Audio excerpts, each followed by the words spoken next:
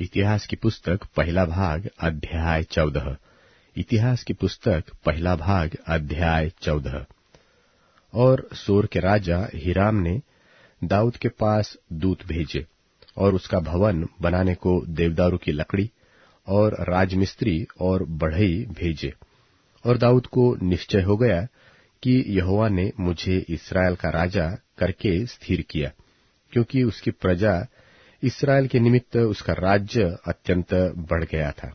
और यरूशलेम में दाऊद ने और स्त्रियां ब्याह ली और उनसे और बेटे बेटियां उत्पन्न हुए।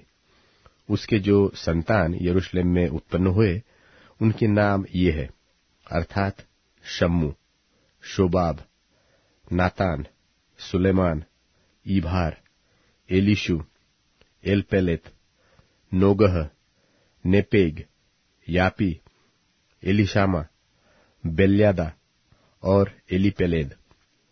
जब पलिश्तियों ने सुना कि पूरे इस्राएल का राजा होने के लिए दाऊद का अभिषेक हुआ, तब सब पलिश्तियों ने दाऊद की खोज में चढ़ाई की। यह सुनकर दाऊद उनका सामना करने को निकल गया और पलिश्ती आए और रपाइम नाम तराई में धावा मारा।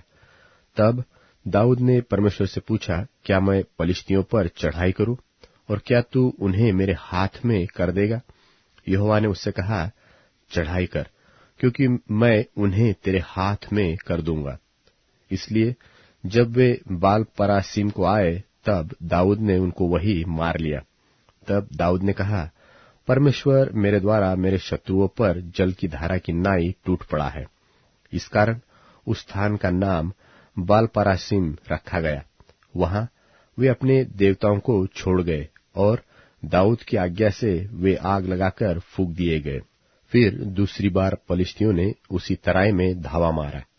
तब दाऊद ने परमेश्वर से फिर पूछा और परमेश्वर ने उससे कहा, उनका पीछा मत कर, उनसे मुड़कर तूत के वृक्षों के सामने से उन पर छापा मार। और जब तूत के वृक्षों की फुनगियों में से सेना के चलने की सी आहट तुझे सुन पड़े, तब यह जानकर युद्ध करने को निकल जाना कि परमेश्वर पलिश्तियों की सेना को मारने के लिए तेरे आगे जा रहा है।